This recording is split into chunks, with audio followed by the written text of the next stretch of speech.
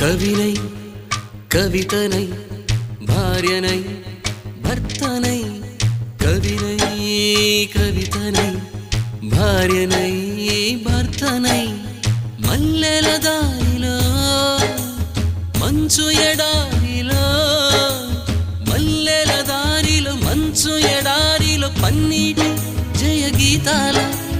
కన్నీటి జలపాతాల నాతో నేను అనుగమిస్తూ నాతో నేనే రమిస్తూ ఒంటరినై అనవరతం కంటున్నాను నిరంతరం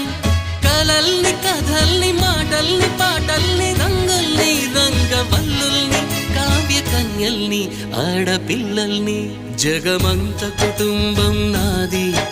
ఏకాకి జీవితం నాది